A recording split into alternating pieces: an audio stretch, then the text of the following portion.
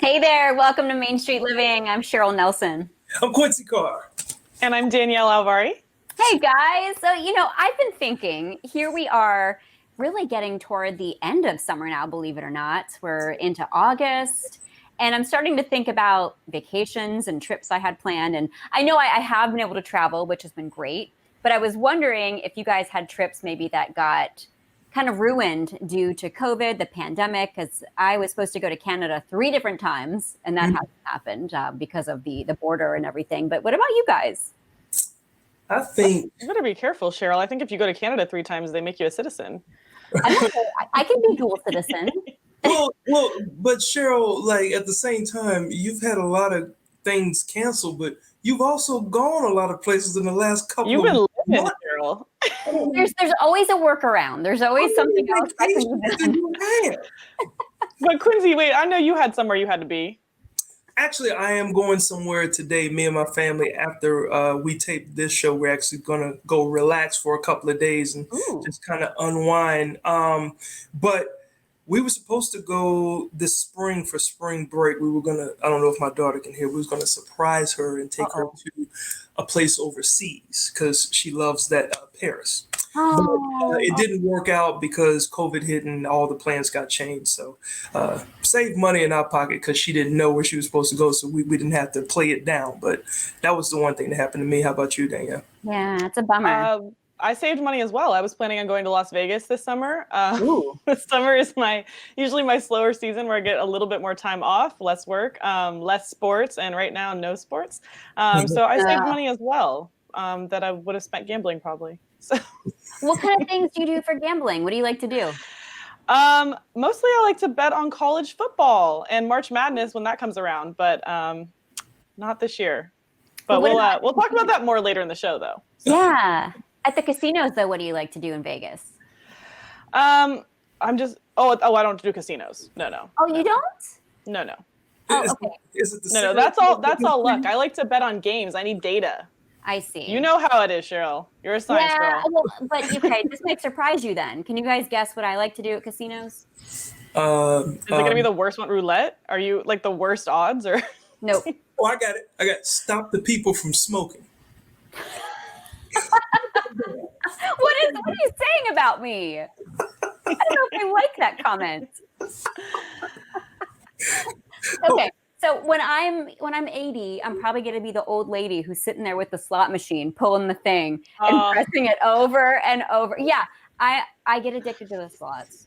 And I'm sure you'll have your cats with you too. Yeah, no. Meow.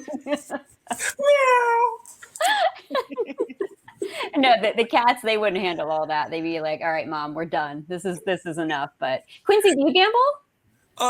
Yeah, I only play the lottery. Okay. That's it. Yeah. Have you ever won anything? Clearly, I'm on the show, so I have not won yet. Okay. Danielle, so what is he saying about us? So if you won the lottery, you'd be like, "Peace out." I'm still working. That's all. Working. Yeah, do it for the love of the game, Quincy. You'd be on the show anyway, right? Absolutely. If I won the lottery tomorrow, guys, I would be back here next week. Yes. But we appreciate everybody else for coming back each week and watching us. And coming up here at Your View, we believe in using your voice for a positive change. So stick with us.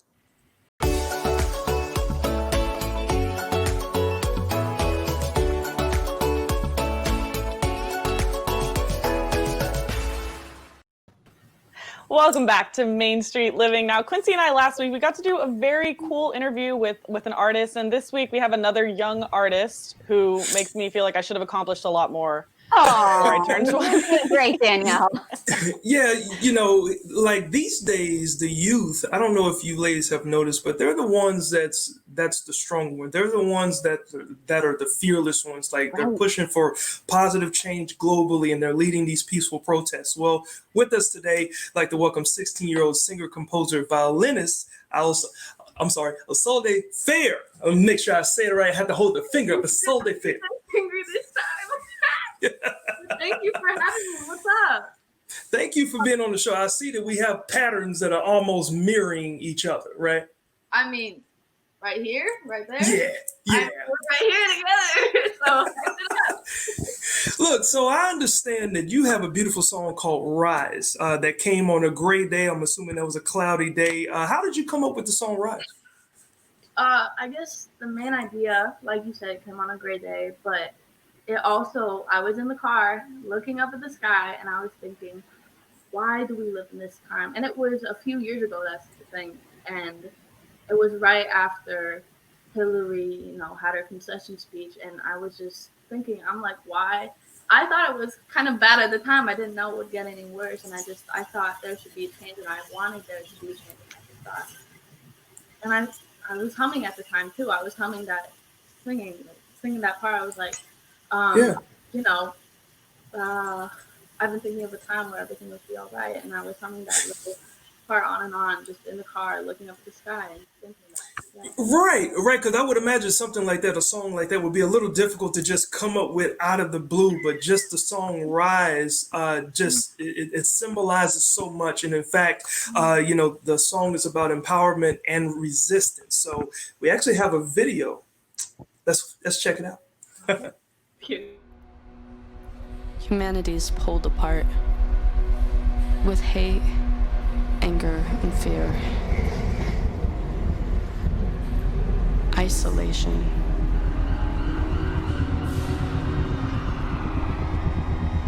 Let's change.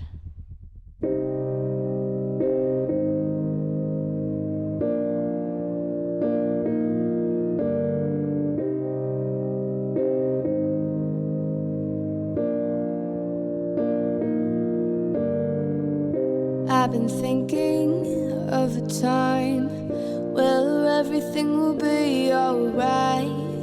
Helicopters up above, my feet touching the underground. Where have you been, yeah? Like I need you now. Won't be running away, yeah. We'll break the chain somehow, 'cause we rise until we're standing. We rise until we're strong. Our dreams are never ending, so we rise until we're standing.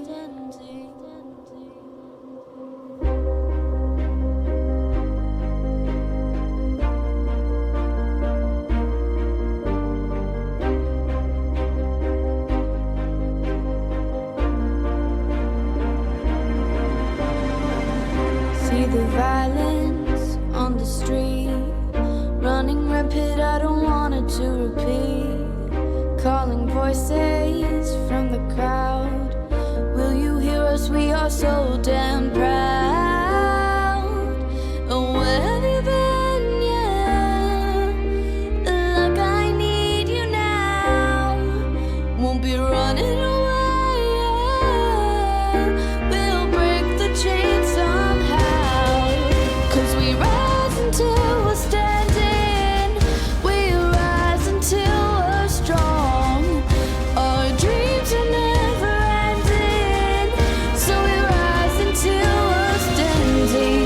We let our voices be heard, their strength behind every word. So even when we're gonna fall, we'll still stand tall. We'll still stand tall.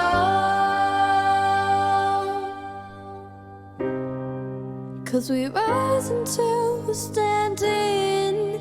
We rise until we're strong. Imagine where we're going when we rise until we're standing.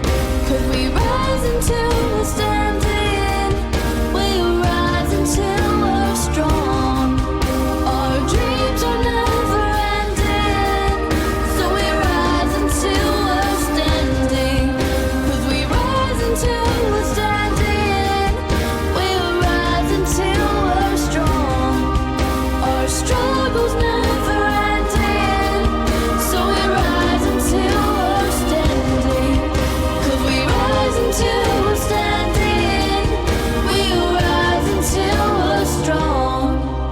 Our dreams are never ending, so we rise until we're standing.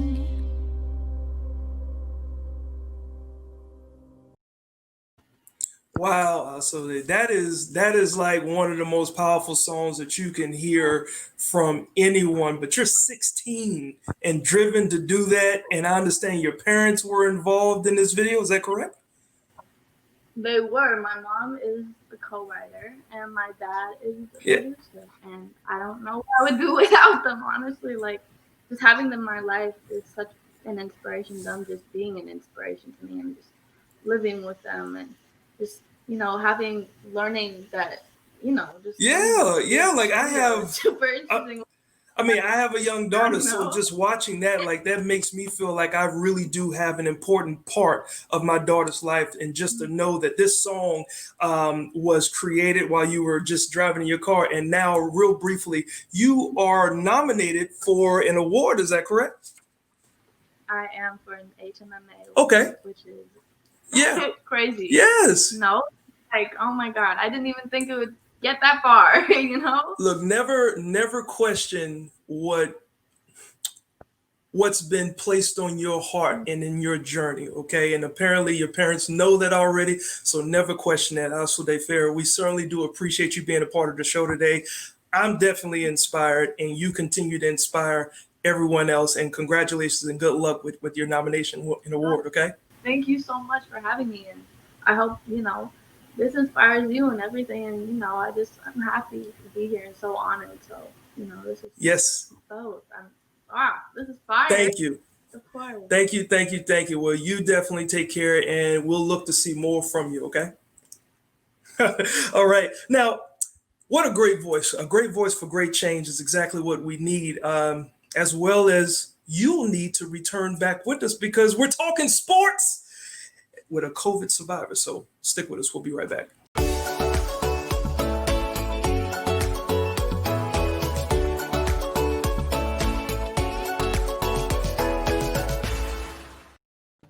Welcome back to Main Street Living. Well, guys, COVID-19 has affected everything in life, it seems like, and sports is no exception. Which is life itself for some people. Yeah. So obviously something we miss a lot, but something that's being highly debated right now. Do we have a football season? Do we not? So here to talk to us a little bit about it, we have Victor Howell, CSD sportscaster, host of LSU Game Day Live, LSU Tonight. Victor, thanks so much for joining us. Absolutely, Danielle. It's great to see you.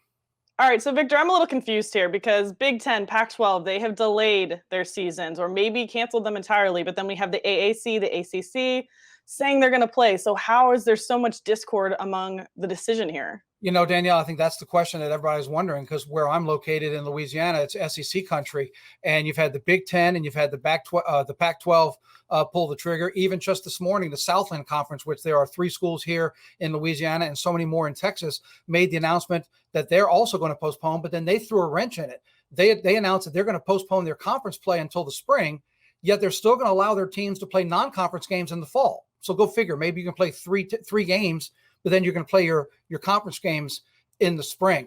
And I think the question you're asking is the $1 million question. The SEC and the ACC and the Big 12 are all saying you can move forward like you are right now, but the Big 10 and the Pac-12 are saying, no, medical people are telling us we can't play in the fall. So do the Pac-12 and the Big 10 doctors know more than down here? Or, and Danielle, I think this is where it gets interesting, read between the lines. They're telling the conferences you can keep moving forward right now with what they've been doing, which is practicing. But you know what? Kids aren't back on campus yet. Seasons don't start till end of September. You haven't heard them come out and say, you're going to kick off on September 26th. They've said you can keep moving forward where you are right now. That gives them an opportunity to change their mind. If the campuses come back alive and there's a huge breakout in COVID, it gives the conferences and the directors to say, hey, we tried. This COVID thing is way out of hand. We need to go ahead and cancel. Absolutely. And you look at it from two different sides. There's players that want to play, and there's players that are worried about their health and worried about the health of their family. So how do you balance that? And shouldn't player safety be the first consideration here?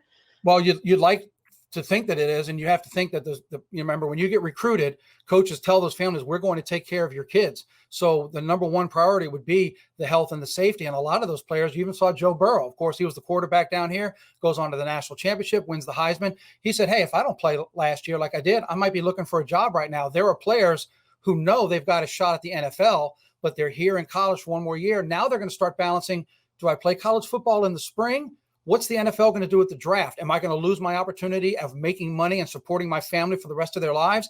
Yeah, if I'm going to go NFL, guess what? I'm not going to play in the spring. I'll see you guys later, and I'm going to go work out and get ready for a professional year. So there are way more unanswered questions right now than there are answered questions for what we're trying to do with fall sports.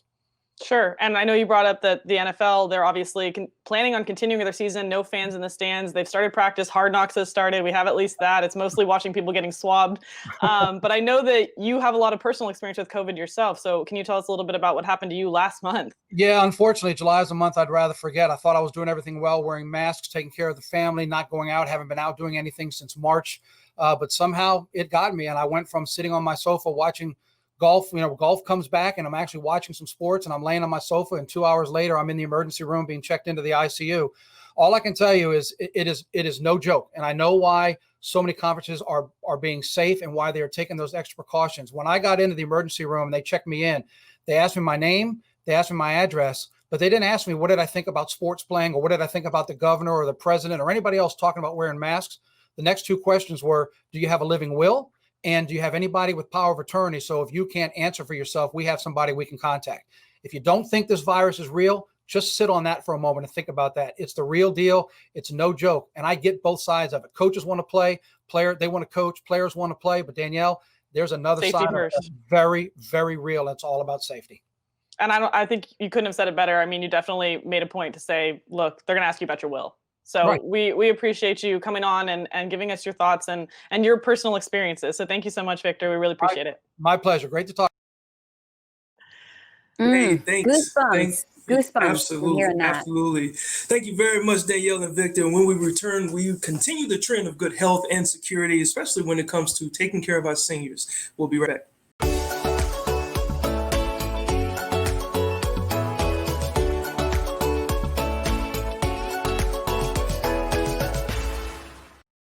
Welcome back to Main Street Living. Look, I'm turning a year older and getting 1 year closer to being a senior citizen. I'm not that close to being a senior citizen, but if I was, I would love to be treated and be taken care of by this next package, by the people in this next package. Let's check it out. So our next guest, I want to bring in Cheryl Wilson. She's a registered nurse and the CEO of St. Paul's Senior Services. Thank you so much for joining us. It's good to see you. Well, you're very welcome. I'm delighted to be with you today. So Cheryl, remind us, what exactly is St. Paul's Senior Services and where are you located?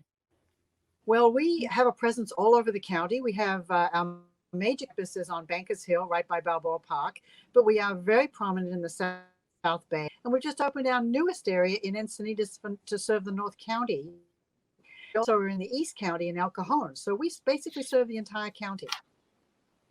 So we're talking about the San Diego, California area. So yes, it's so nice that you're so wide reaching in that part of California, definitely serving a lot of people there. And I hear you have 700 employees. And I assume this is not just for the nursing staff, but also social workers, chefs, even drivers. Yes, and we have doctors and home care workers, maintenance engineers, chefs, kitchen staff, accountants, marketing people, all levels of management teams. We have a very large training program where we take people who may be just getting started in their work life, and we will educate them and train them into larger and bigger opportunities at St. Paul's. And so we're very proud of the people who work here at St. Paul's. And you're right, we have almost 700 people, and they serve over 1,600 years every day. My gosh, that's so much to keep up with there. And then, of course, you've got all of that going on, and then COVID-19 hits. And now I know it's especially important to try to keep everybody safe. What measures are you taking? Well, the first thing that we decided was that we could not take care of our seniors without our staff. And so we did an outreach to our staff. We committed that we would have no layoffs, and we have not had any layoffs. Even though we closed a few programs, we still have not had any layoffs, and we repurposed all of those employees and have kept them working. So we're very proud of that. But in order to keep people working, we had to provide them with PPE, which was very hard to access during the beginning of this COVID-19. But we also decided that we needed to support our staff in other ways. Obviously, the schools were closed down very early on. And as a result of that, a lot of our employees said they were going to have to stay home. So we repurposed our childcare program, which we had closed, and we invited all of our staff to bring their children in to be in our childcare program.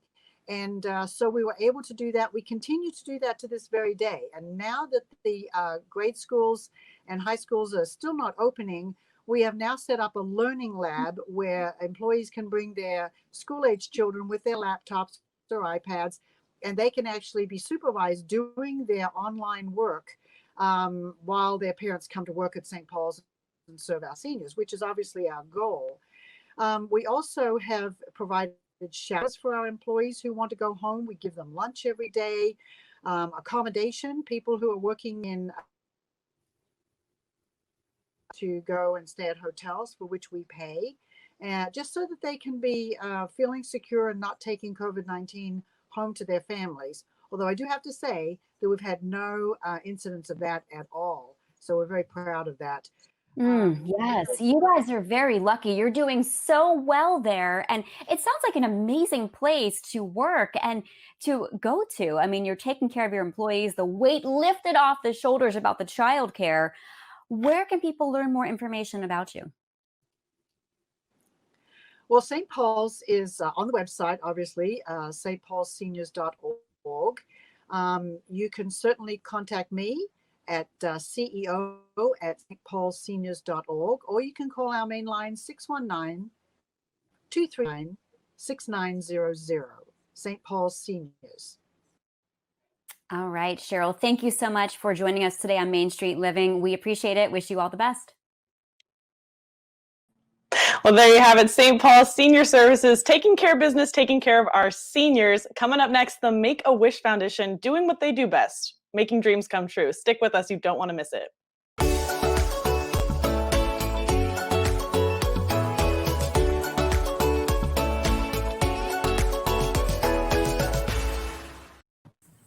Welcome back to Main Street Living. So, Cheryl, I know that you have some uplifting information for me. I usually go to Quincy for it. Hey! That Cheryl has it for me today. What is that supposed to mean? I'm always happy.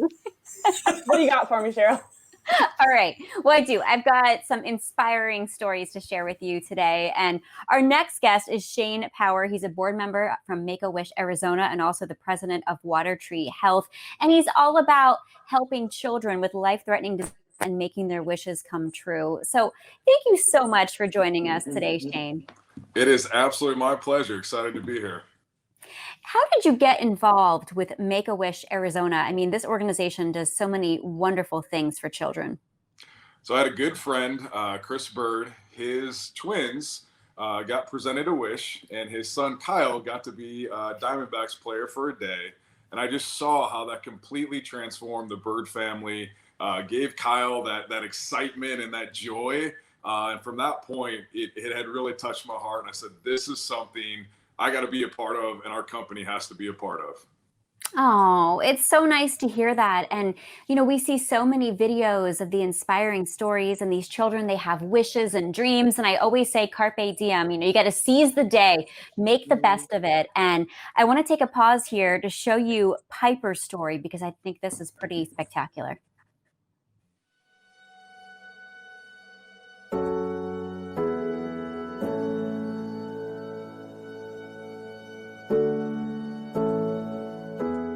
My My name is Piper. I'm 16 years old.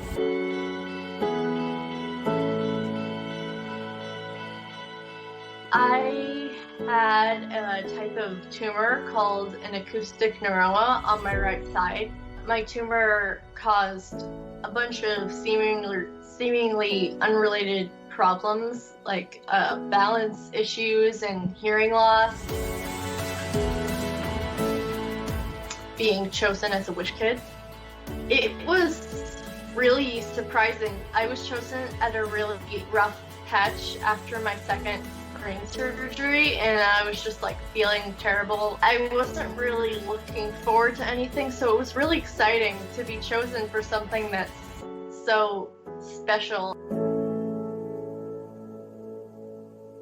My wish was to be a published author. It was really exciting, and I think it was really unique for me because I got to work with an editor from ASU named Dr. B, and pretty much he helped me like make my book into a tangible thing that people could read and experience, and that's something that I was really looking forward to. I really wanted other people to like see what I had been working on for so many years. You know, every wish is unique, and I think that's what makes, one of the things that makes Make-A-Wish special is they really work with each wish kid to make sure that their wish is special and exactly, you know, the way they want it to be, and every part of the wish is really just unique and wonderful and a little bit magic in some way. And I really don't know where that's, you know, like how they come up with all their creative ideas, but they're amazing. And, you know, we really can't thank them enough. I think that Make-A-Wish, they have a really great mission of helping children that a lot of people might forget about, like that have serious illnesses that are hard to get through, and turning their experience into something that can be thought of happily.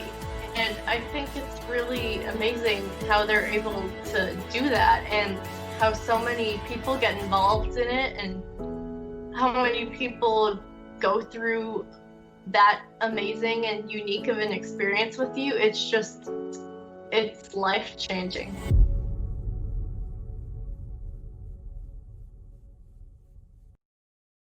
Oh, stories like this, I mean, they touch both the child, the family, everybody at Make-A-Wish, and then honestly, everybody who hears or sees that story.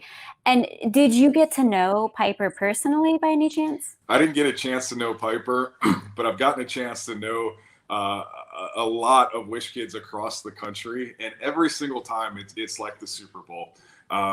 Yes, you're helping them, give them hope, strength, and joy, and allows them to fight their illness even harder through those miserable times and those awful treatments. But Yeah. anyone who's ever experienced a wish, it will absolutely transform you as well. I remember a wish in Chicago where we took over the entire city for a boy named Christian. He's 10 years old. And he was real timid and shy before the wish started. And he got to be a superhero, and I got to be his butler. So that was a perfect role for me. You do look like a butler. There we go. And as the wish continued, we trained with the Chicago Police Department, and he was fighting criminals throughout the city of Chicago. And it ended in Grant Park. He was fighting the Joker to save the city of Chicago. Police helicopters on him. Oh. And this shy, timid kid Yeah. into a real life superhero, and it gave him the confidence and the excitement to fight his Absolutely. illness. Yeah. And it's something I'll never forget. It brought the whole community together, and that's what Make-A-Wish is about. It changes the kid's life, the family's life, and the entire community. Yeah. We saw that here with Piper as well. It really does make a difference. And I know that your company too, you work as a corporate sponsor and you do a lot for Make-A-Wish. And before we go, where can people learn more about everything we talked about today? Yes, so for our company, Water True Health, you can text WISH to 95577, And every single time you save on your medications, it's a free discount card. We will donate to Make-A-Wish. We've raised $140,000 for Make-A-Wish Arizona, almost $5 million for Make-A-Wish America. Oh, that's awesome. During this time right now, during this pandemic, it's needed more than ever. Make-A-Wish is continuing to grant wishes right now. So we are all in to help make wishes happen during this time where kids really need that hope during this tough pandemic. They do. Shane, thank you so much. You energize everybody around you by doing this. We appreciate it. Thank you so much. Oh, very touching story there. Absolutely. And that was a good one. That was a good segment there. Thank you, Shane. And Cheryl, now speaking of wish, Cheryl, I bet you wish you knew what your precious cats were doing when you used to leave home for work. Remember those days? I have cat cams now. There's more on Main Street Living when we come back.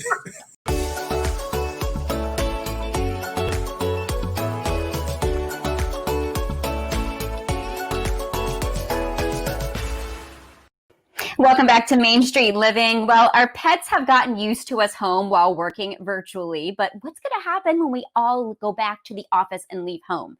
Pets might be a little sad, and so now we're going to turn to, she's a certified professional dog trainer and behavioral specialist who can shed some light on how we can handle it.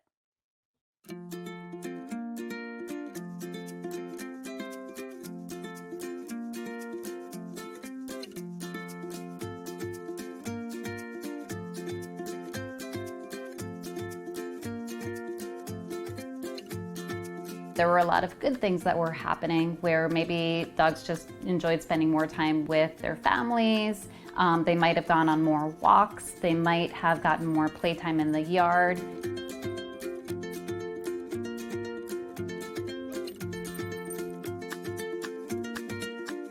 Dogs are very social animals, so I think that it's going to be a harder adjustment for them. I think that they're also probably accustomed to going more places with people at this point, so there's going to be that disappointment factor when people are getting their things together and the dog realizes that they're not headed out the door with their human.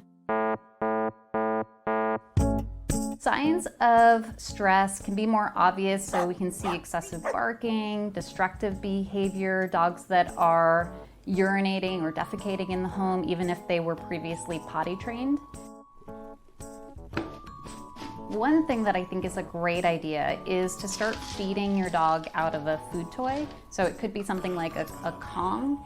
They come in different sizes, but you can stuff some meaty food inside of the Kong along with some of their dry food or some other treats. You can put it into the freezer. And if your dog just starts to get accustomed to eating out of a food toy each morning, that's very helpful because when you do start to go back to work, you can start to give them that food toy right before you're about to leave the house.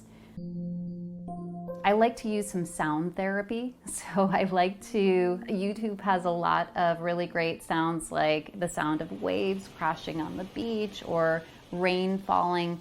And if you start to pair those sounds at first, maybe when your dog is sleeping at night, you can create an association where your dog learns that to feel more rested and more relaxed when they're hearing those sounds. So if we start off playing them at night, then we can also start to incorporate those sounds into times where we are leaving the house, and your dog might, by association, feel calmer.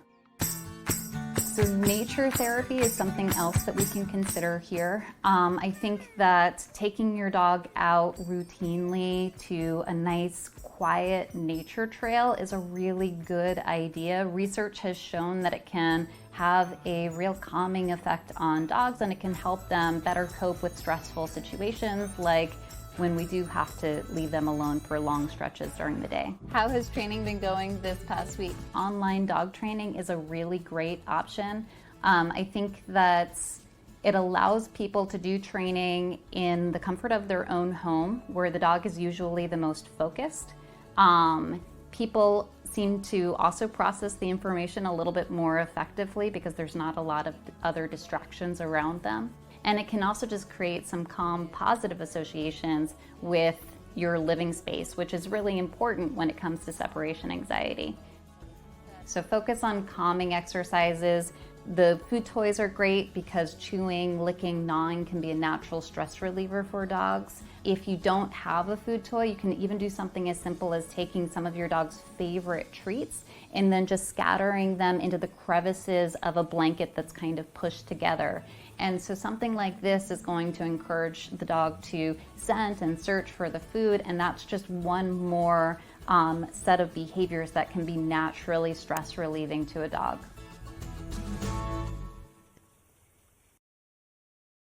Oh, animals always make me smile. And coming up next on Main Street Living, we'll show you a new way to put on a happy face.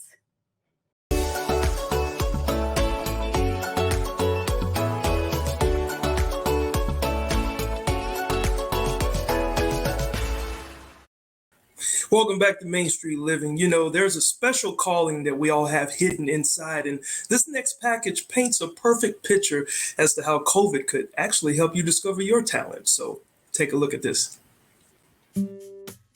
I have been a makeup artist for about 16 years here in Phoenix, and I'm also a body painter. I typically work anywhere from 5 to 6 days a week, you know, on sets, photo, TV, video, all the things doing makeup. And then once this virus hit, I pretty much overnight, everything got canceled.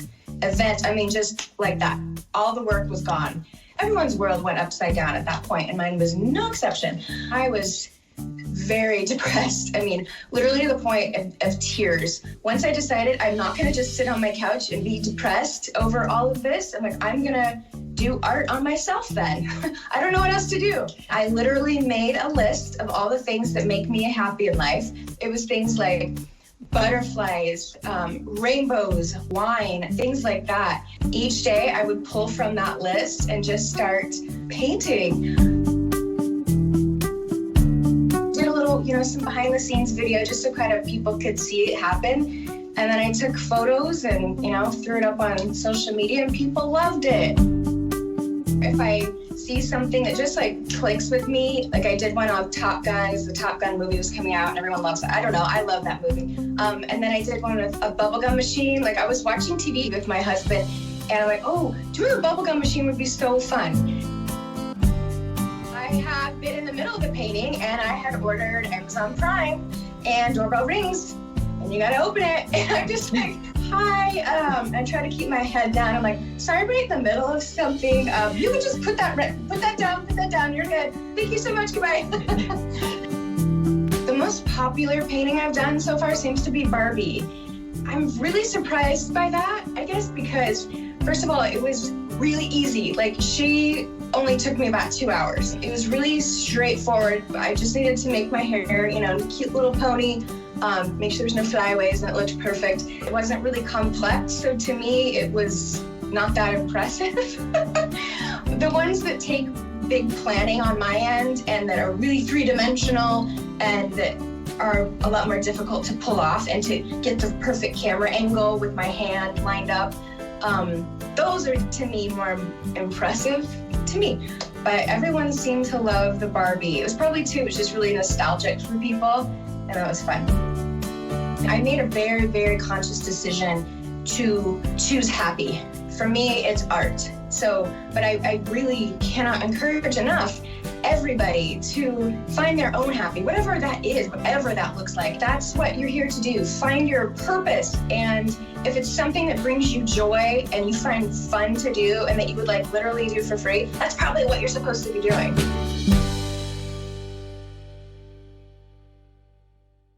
Wow. I'm just going to be over here checking out more of Allison's art. And when we get back, we'll have more Main Street Living. Don't go anywhere.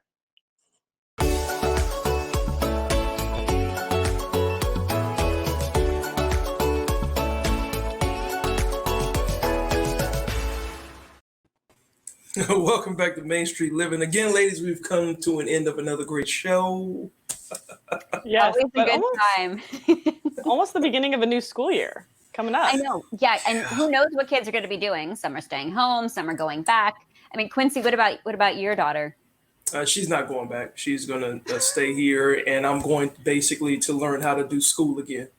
Oh, as a parent. About time. We know you didn't graduate high school. We saw the diploma. No, yes, you did. Yes, it counts. It counts. No, I didn't. I didn't. I'm sorry. Secret's out. What grade is your daughter going into? She'll be in 5th.